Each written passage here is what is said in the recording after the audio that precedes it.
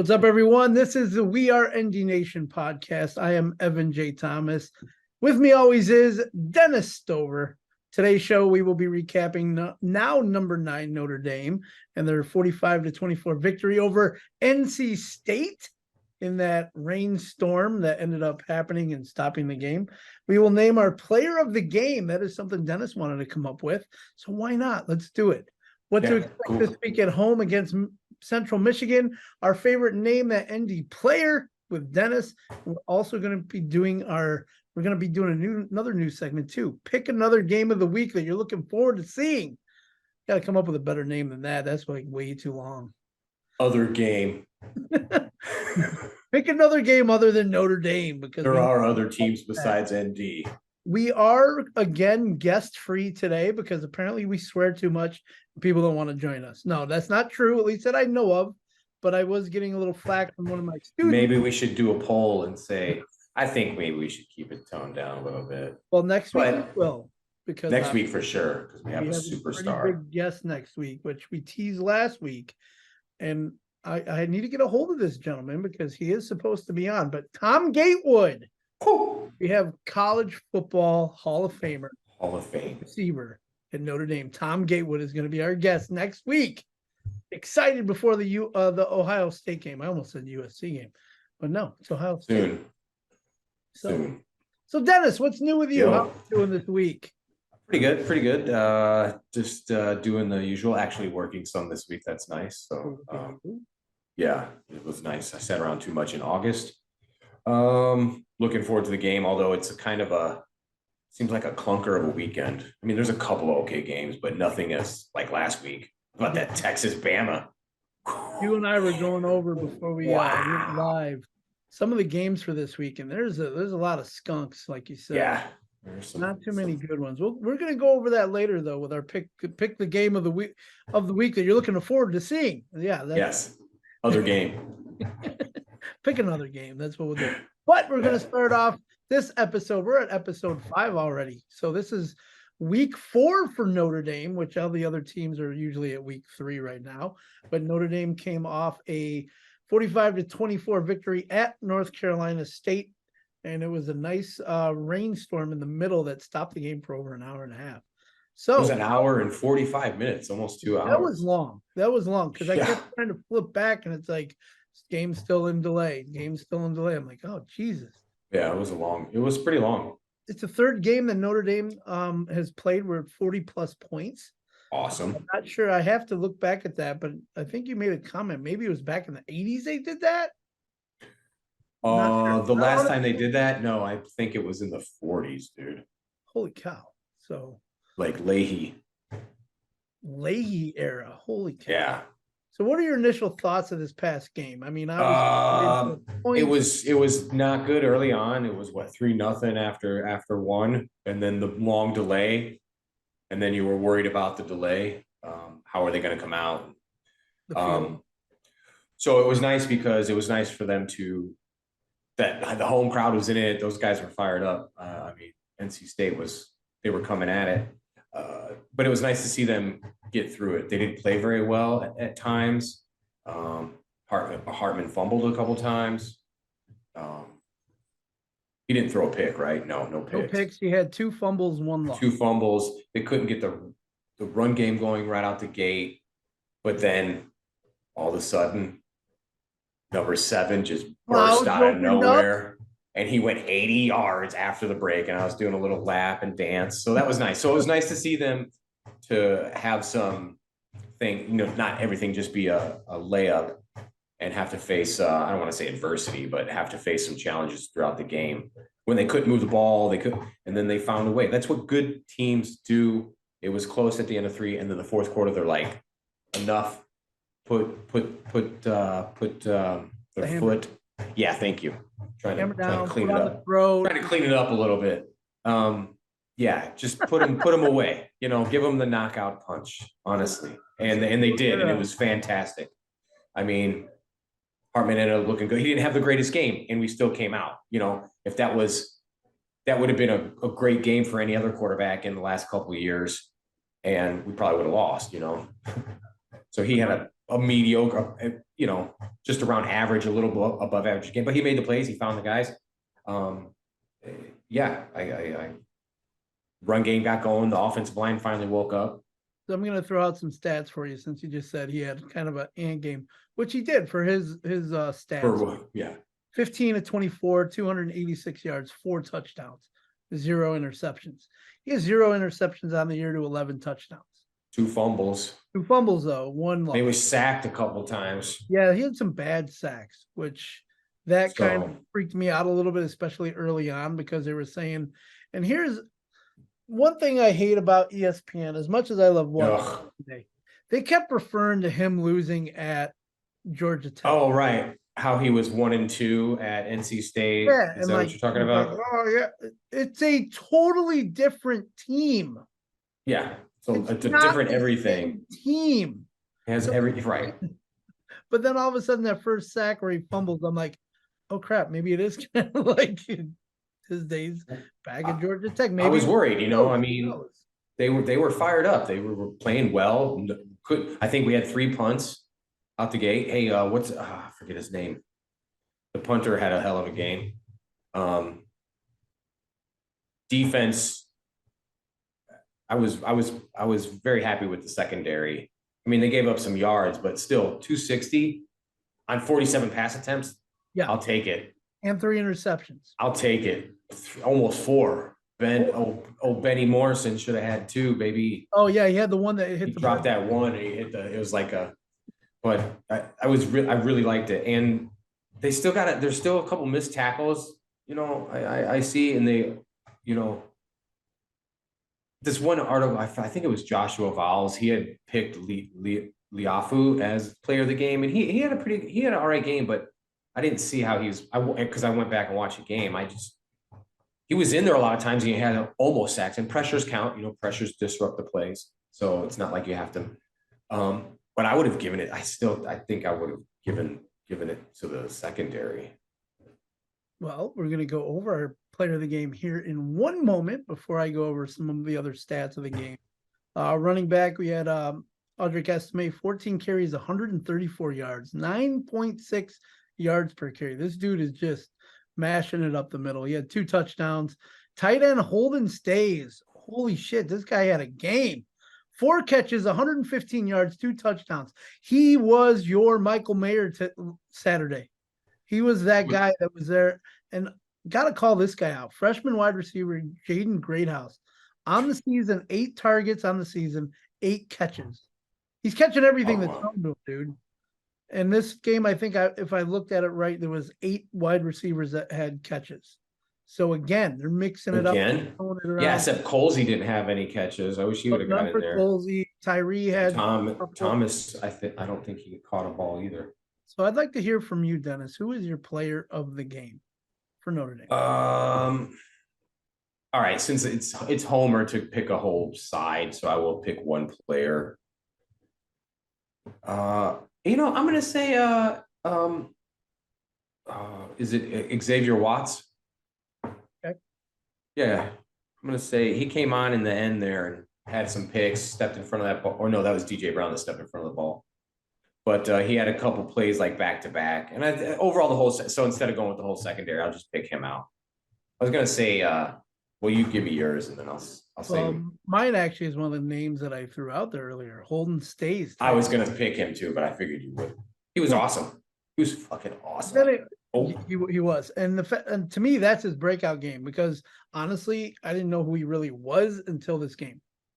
So I knew. He had a couple catches last year. I knew he should have played last year, but obviously Michael Mayer was in there, and we also had Raritan. No, Raritan was injured. Anyway, they were a little full, so he just sat back. But he was highly recruited. Yeah, I know all about him. It's great. To me, it's his breakout game, and he put himself on the map for Notre Dame, especially at tight end. I think his breakout game was the last game against Tennessee State when he had a couple catches. Yeah, he broke out, but this is what, just look what a quarterback will do for you. And how long have I been saying this, man? Since a long time. Probably Jimmy Clausen. Yeah, and just think if he had a defense. Yeah. So, like, I don't know where I'm going to go with this. I'm not going to go with this because I don't know where to go with this. But anyway, you were mentioning earlier that the defense gave up 260 yards on 47 pass attempts. I mean, Yeah, it's pretty good. only gave up 84 yards rushing on 30 carries, 2.6 yards per carry. That's really good. What was it? 3 turnovers, and there was at least 3 or fumbles that we were just short of recovering. And so I saw at least three balls on the turf. in the last 2 weeks, we gave up 2.4 yards per carry last week, 2.6 this week. Got Awesome. What week 1 was, but it couldn't have been much different from that. It's like some EA Sports numbers, man. If they and hopefully they'll hold up this week against who do we got this next week? Central Michigan? Michigan. Right? Yeah, Central Michigan. So we should that average should be nice. So I'm looking at what Navy did. They were averaging 2.6 yards per carry, 126 yards, 48 carries. So we're 2.6, 2.4 in all 3 games. I mean, that's pretty awesome, man. So that means the defense is stepping up.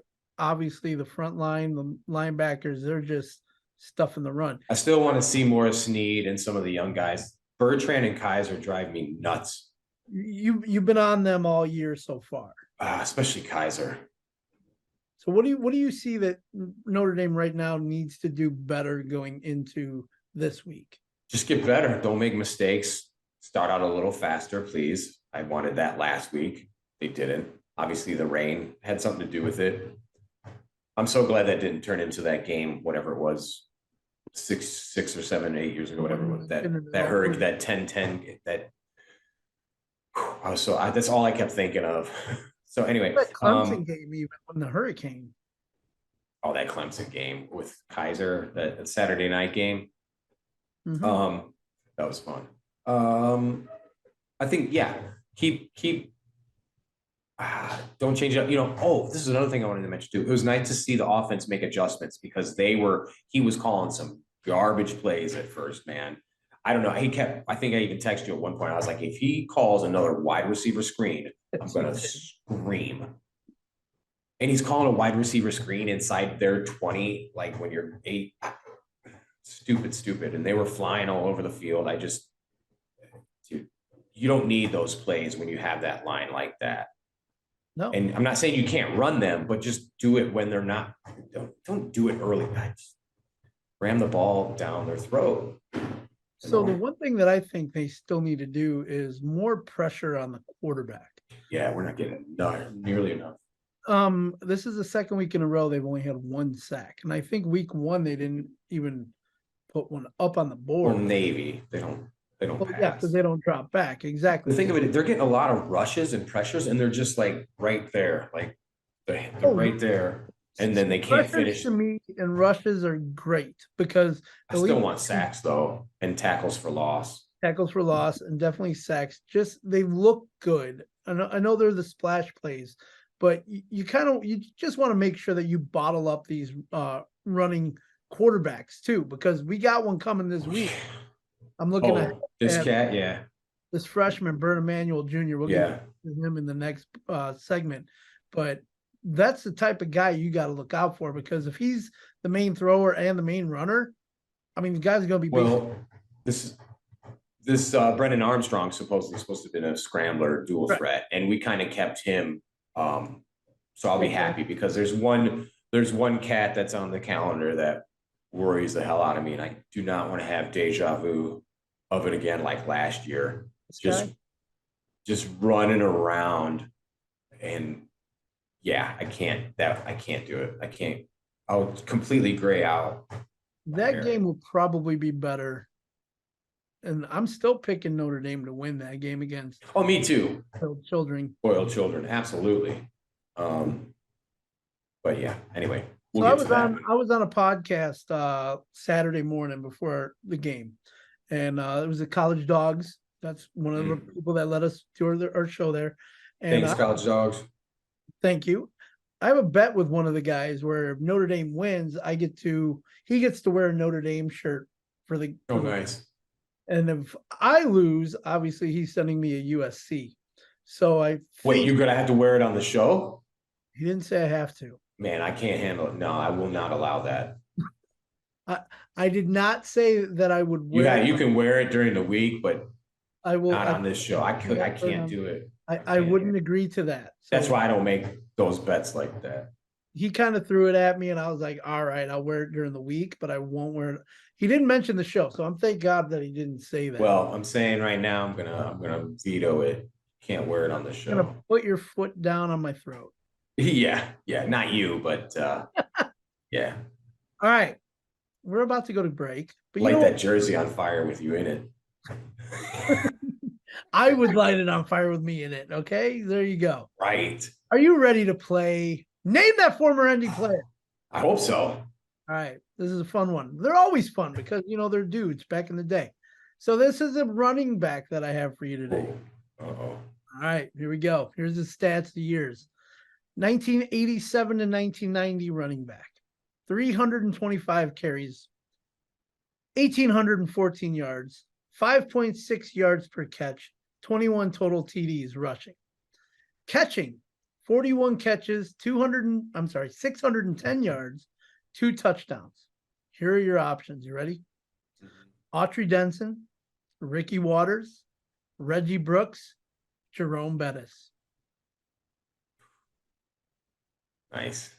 I love it. You think you got one? I think so. I think you do. so. All right. So we are going to go to break. We're going to come back. We're going to basically name that former ND player. I gotta play it off like that. Gotta do the name that former ND player. What to expect against Central Michigan. We're gonna pick our scores of the game. Which I haven't even done that yet. We're gonna pick a game of the week you're looking forward to. Right. Notre Dame, that segment, and then we'll be going on from there. So might talk a little bit about the game coming up after this one. Maybe a little bit. Maybe a little bit. A little bit. I mean, this is our last test before them, and Ohio State has their last test before us. So there you go. And their test isn't that much. It's a practice game. So here we go. So we're going to go to break. I am Evan J. Thomas, Dennis Stover. We are ND Nation podcast. Stick right here. We'll be right back in about 30 seconds.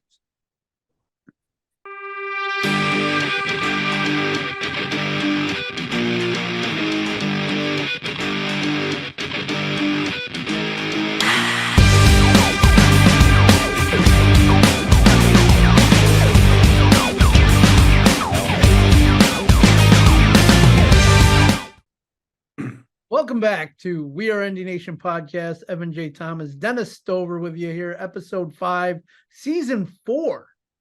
4 seasons of this already. Dennis's second season. So, we had some former quarterback that used to be on hosting with me for a little bit. Malik Zaire. I mean, he was awesome. Malik, super awesome. Fun. So before we went to break, I gave Dennis some stats on name that former ND player. And it was a running back. The player played from 1987 to 1990, had a total of 325 carries, 1,814 yards, 5.6 yards per carry, and 21 touchdowns on the ground. Catches, he had 41 catches, 610 yards, 2 touchdowns. Your options are Autry Denson, Ricky Waters, Reggie Brooks, Jerome Bettis. Dennis. This was a tough one, man. I think I might be wrong though, but I'm gonna stick with is it Ricky Waters? Yes! See, I'm trying to make sure I throw running backs because they played at the same time, those cats, man. I'm trying to make sure they're all playing about the same time so it messes with you. But I've had Ricky Waters on my mind because I love Jeremiah Love so much, and he reminds me of Ricky Waters. So I just every time he runs the ball, I'm like, it's Ricky Waters. That like 2 weeks ago, that one kind of tripped me on. He runs just like Ricky. Ricky Waters. I'm like, yeah, he does.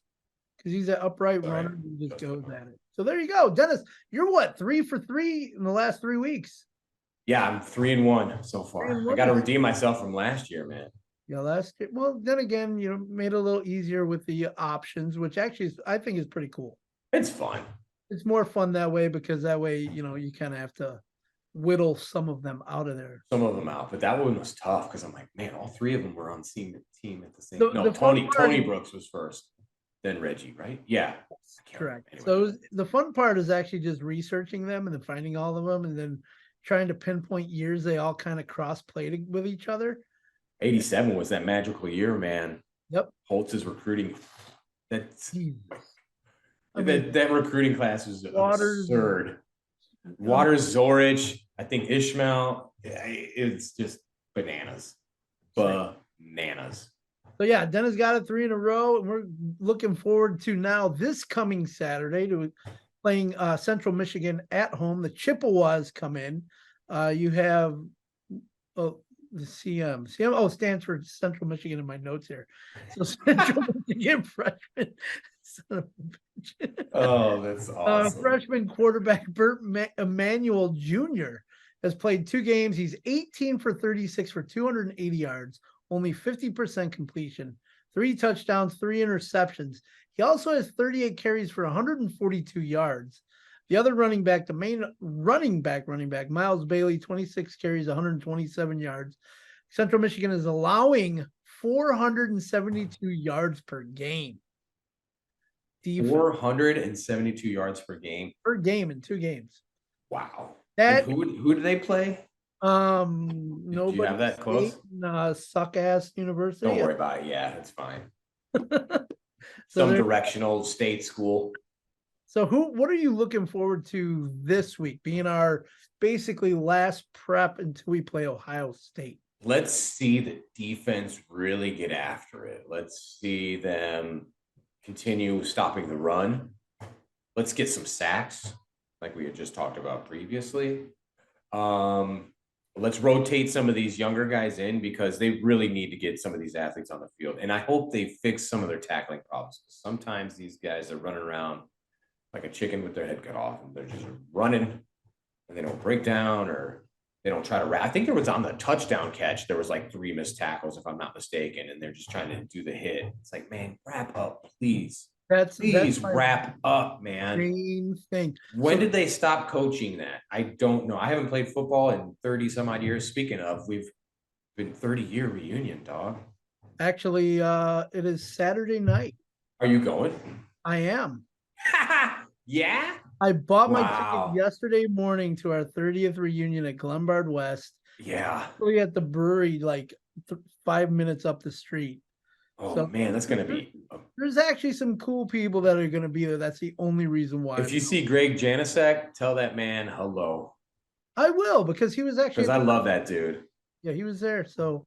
And ask him if he'd like to do an improv skit with me. There you go. Drop the towel.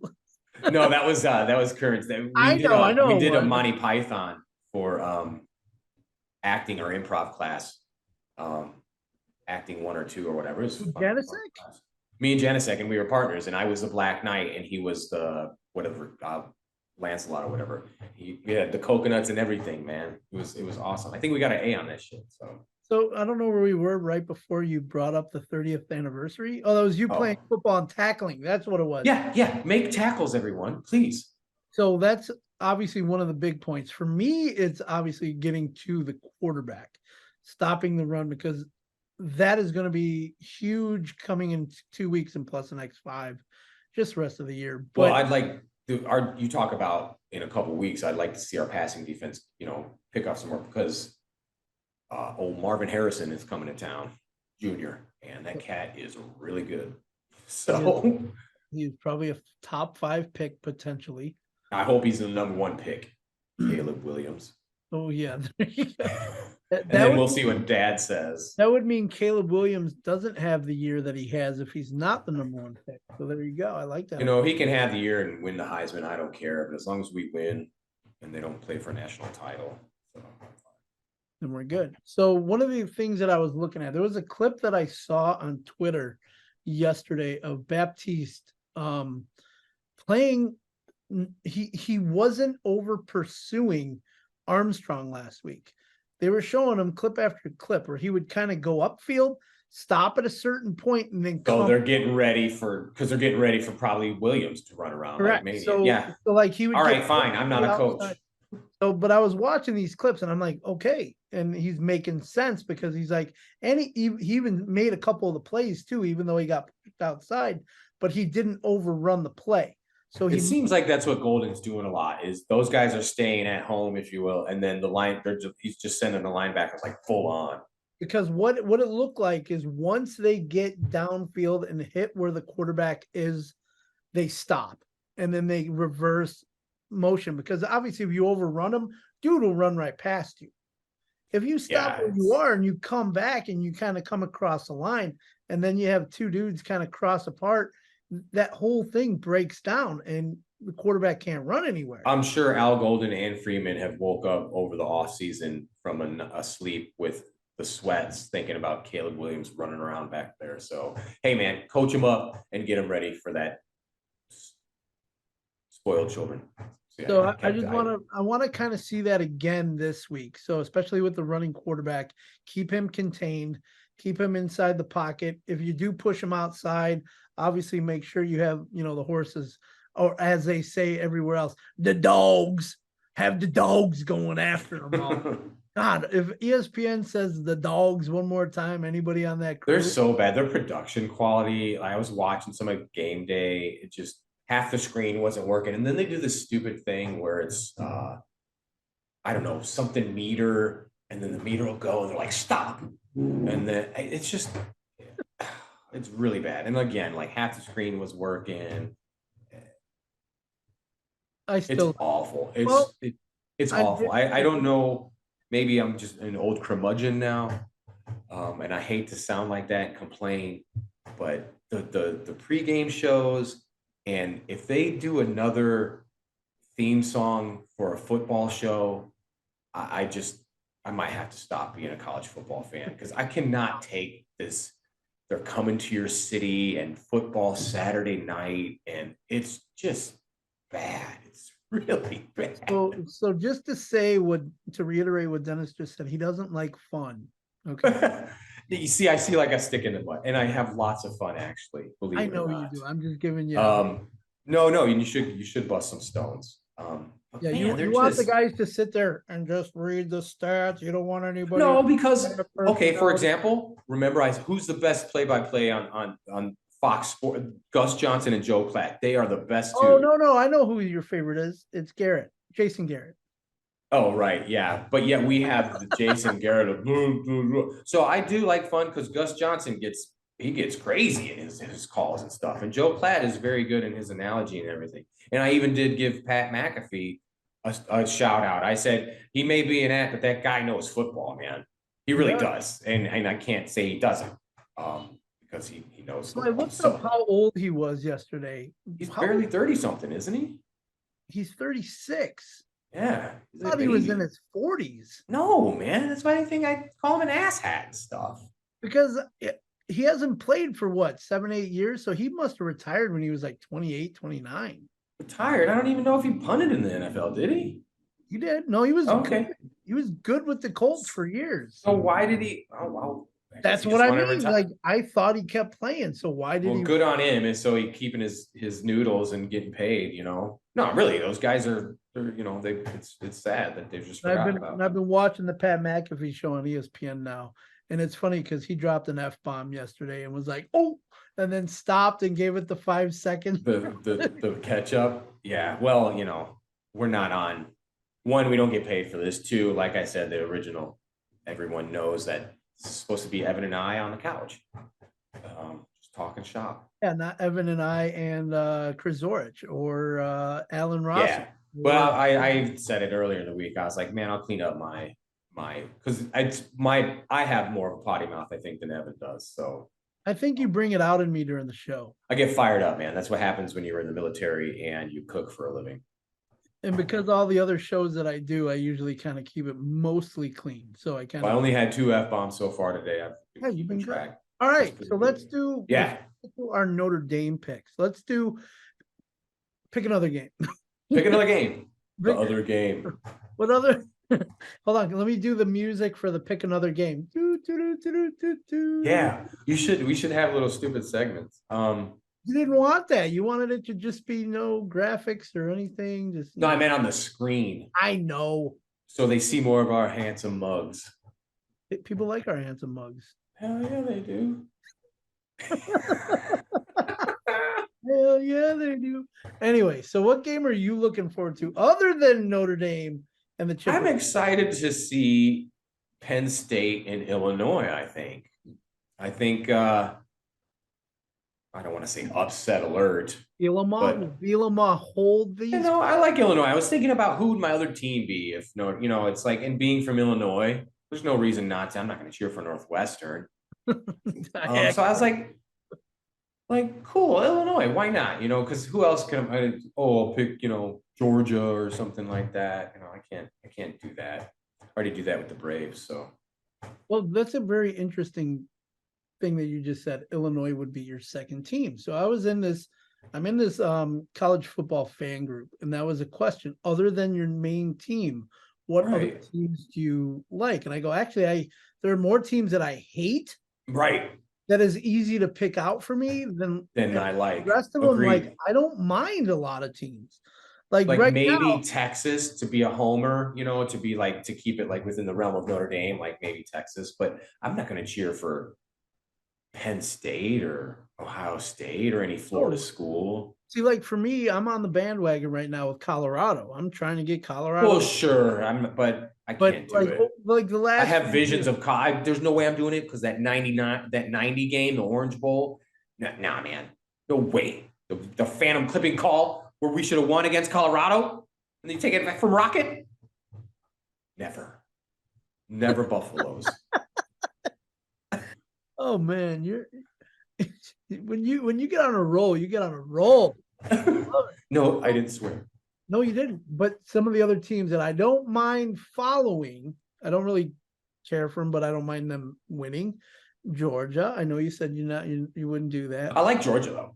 I don't hate them. I've been a Bulldog, right. Like the Bulldogs.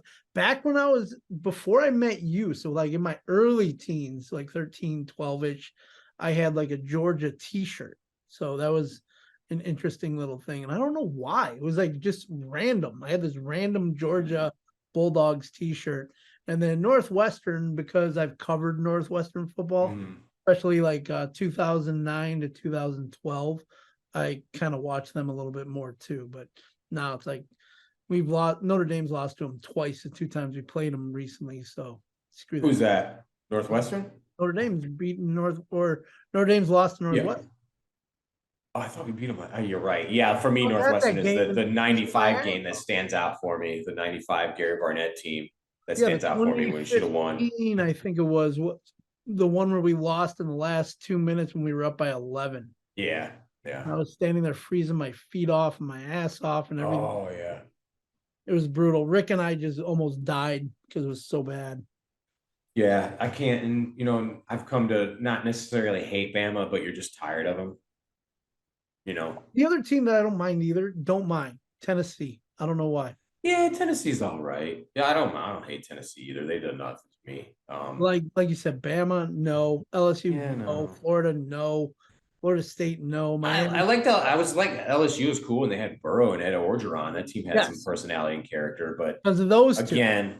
Now that you got BK and his family down there. Oh, right. BK from Massachusetts.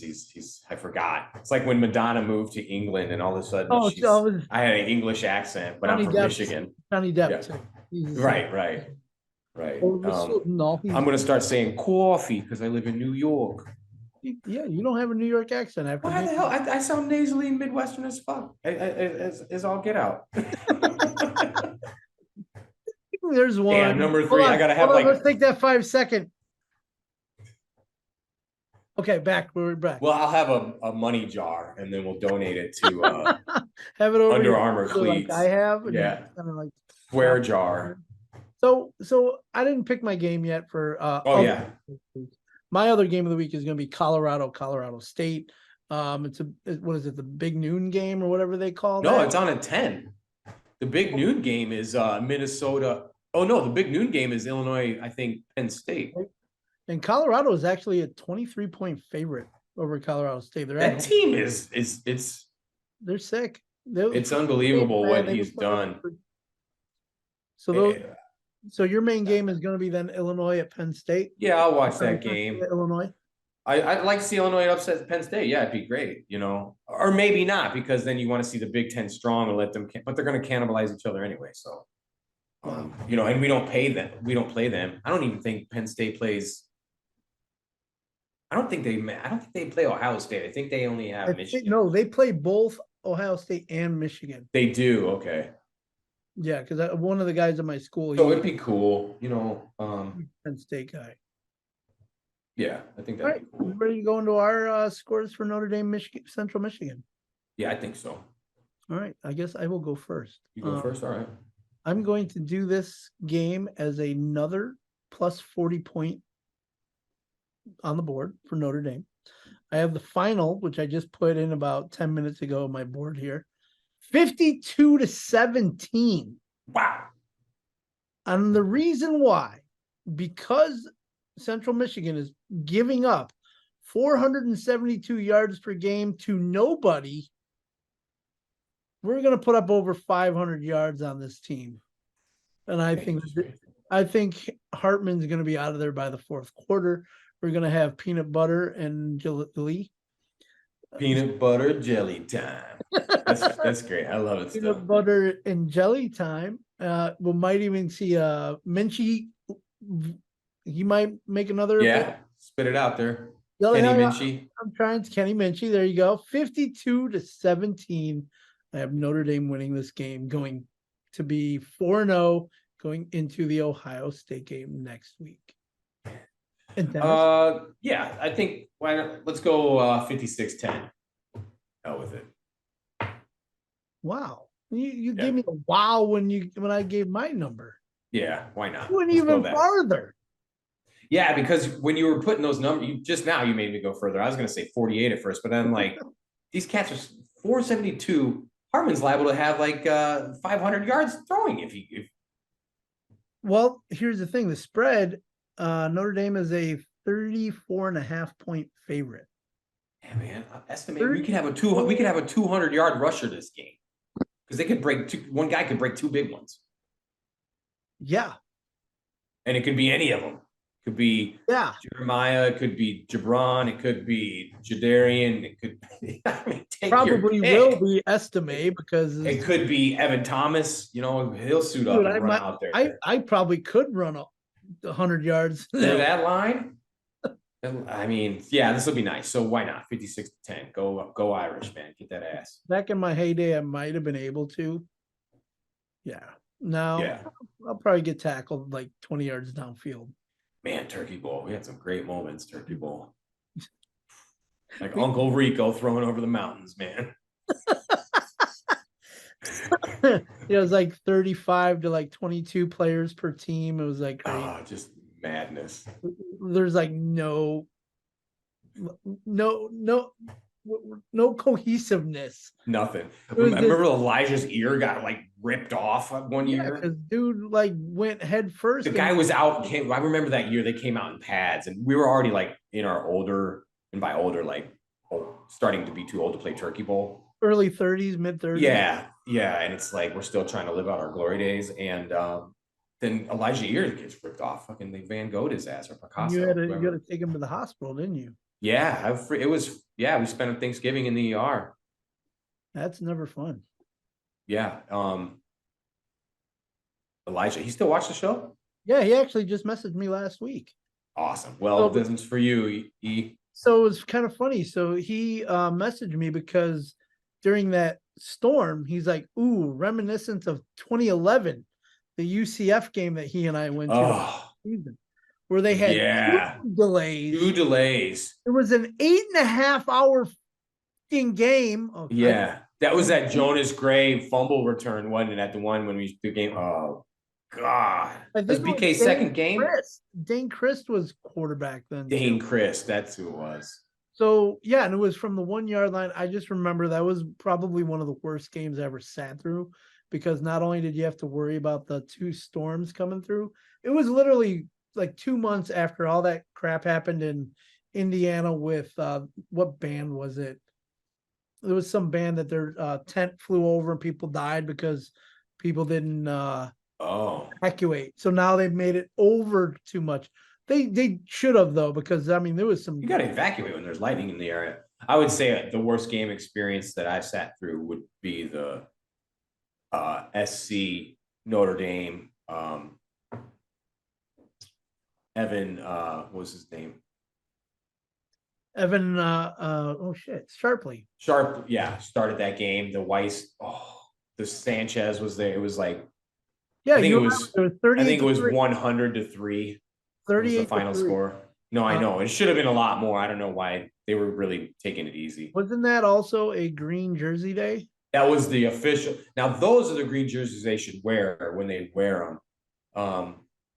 It was the 77 throwbacks, and those are mint.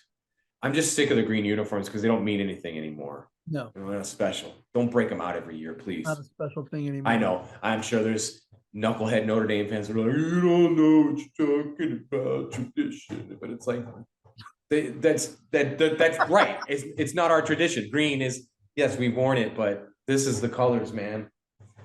Like, make it special. Wear it every twice a decade or something, not every year. Not every year. Yeah. I don't like it every year. It's not special anymore. And that Kelly Green sucks, man. Get the good stuff. All right. Yeah. I think that's it for this show, right? Good show, man. Not bad. Only 3 F-bombs. I'm doing right for you, I actually YouTube. I had one. Not only did I have one, but I also then I silenced myself almost. Nice. So that you had one. I had so one. I owe $1.50 and you owe 50. Yeah. 50 cents. So next week, let's just make sure we promo really well. We have the College Football Hall of Famer, Tom Gatewood, will be on this show. Dude is never on like any podcast. Any shows. He's on national stuff and local Notre Dame stuff, but not podcasts. And we have him here. We have him. These two knuckleheads. Awesome. These two dudes who basically, when we were in our early 20s, slept on the couch, eating pizza, watching Notre Dame games, being like, hey, maybe we should do a podcast someday. We never said that back then because nobody knew what a podcast was. For like 2 years. Although I was right, but in saying that social media will be awful for everybody and never do it. Remember that? You did. And you're basically right. It's spot on. Anyway. Yes, next week we have Tom Gatewood. He will be here with us. We will be talking his life at Notre Dame. This will probably be a very long show. It'll be an amazing. And if for our 5 people that listen, thank you. If you want to submit a question to Evan on his social media thingamajiggers, then you should. Any questions you want us to ask Tom Gatewood, that would be awesome. I'm going to bring that up today. This guy's a Notre Dame legend, and if you think you're a fan, you should know who he is. So, Played from the late 60s to early 70s. Yeah, should have won a title. It's crazy. They got gypped a couple times with the AP and stuff. Yes, he will be here on our show, the We Are ND Nation podcast, next week. Episode number 6 will be amazing to have him on. Dennis, it's always a pleasure to have you on. Absolutely, man. We're having a blast doing it. I love it that we could do this every week now. At least we can stick to it for now. Who knows? Maybe if Notre Dame starts losing, we kind of be like, screw this week. But you never know. So, but no, we've been good. We've been good. I'm still expecting 11-1. Man, are you changing your tune yet? Or are you still sticking? I mean, I gotta stick with it. I can't be that guy like, oh, I'm gonna switch now, But I think they're gonna do better than what I previously predicted. Yeah. Okay. I hope so. I really hope so. Well, the big test will be for us, obviously. I mean, because it's crazy to think that now, when we were thinking Ohio State was our biggest test, which they still are, it's looking more like it could be USC, could be bigger than Ohio State, and then Clemson already lost. So Duke is looking rough, because it's at Duke. But it's one of those seasons where just it's the way the cookie crumbles. Sometimes the breaks got to go your way. That's right. All right, Dennis, appreciate it. All right, man. Thank you guys all for listening. Make sure you're following us on the socials. We are ND Nation. We are everywhere. We are also on Spotify. So if you want to listen to us rather than see us, actually, you can view us there because Spotify now does video as well. So I make sure I Sweet. put it up there. And we're on YouTube, Facebook, Instagram, Twitter. College dogs. College Dogs. Thank you, College Dogs. And then the website is wearendynation.com. So it's pretty easy to find us. So, Dennis, for you, for me, for Notre Dame football, I have Go 52 Irish. to 17. You have 56 to 10. Yeah. I'm going to say go Irish. Dennis, do your Go thing. Irish and F the University of Spoiled Children. He silenced himself. I got to. I gotta clean it up so we have guests. We can't upset moms Or 22-year-old dudes. or sensitive Gen Zs.